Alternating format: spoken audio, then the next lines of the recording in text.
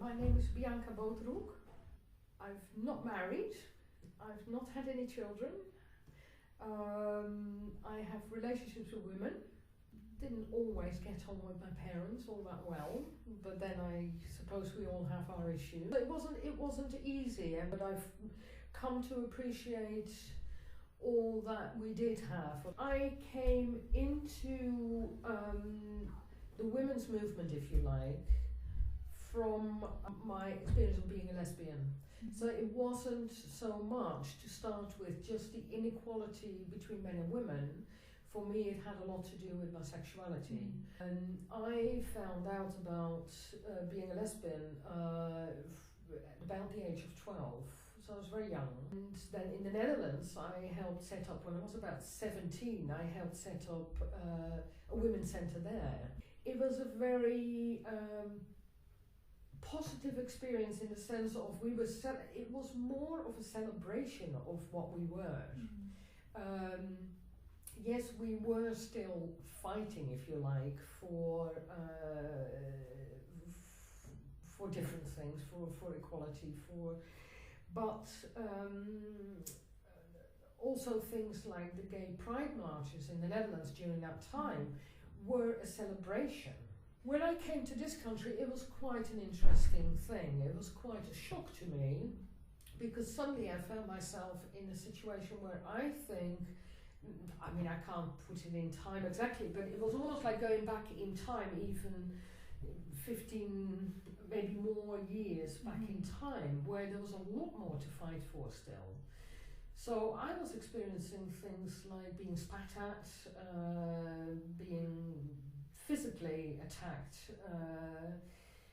a lot of verbal abuse. It was tough here.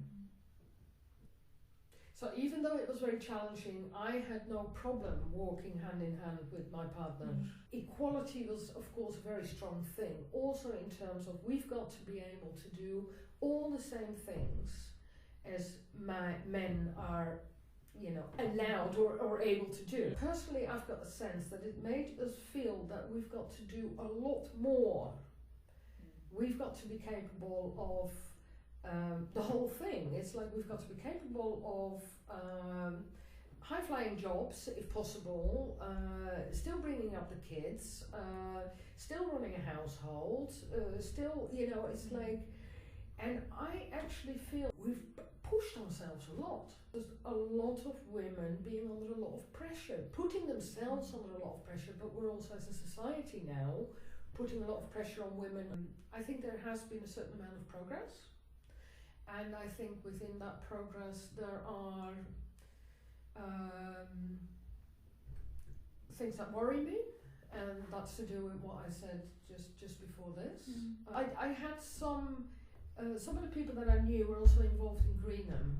It was a very powerful experience of women pulling together and making themselves heard, and I think there was a lot of empowerment happening within that period of women pulling together and being involved in non-violent direct action. And then I got involved with Rape Crisis, which was at the old Women's Centre on Shakespeare Street. What had the biggest impact was starting this building. I just loved it. It was working with some of the people I already knew, some friends. It was a mixed co-op, it was men and women. And I had this great opportunity of working with the Work On Building Co-op, which was right up my street. I'd always wanted to work with my hands and do practical work, and there was an opportunity of being a builder, and I loved it. It just felt so great to be working within that mixed group, building this fantastic, well, not building it, but renovating this building and making it into the Women's Centre, and create a space where, at the time, I don't think I had much of a sense of all the things that were going to end up happening here, but it felt so important that we had a space where things could develop.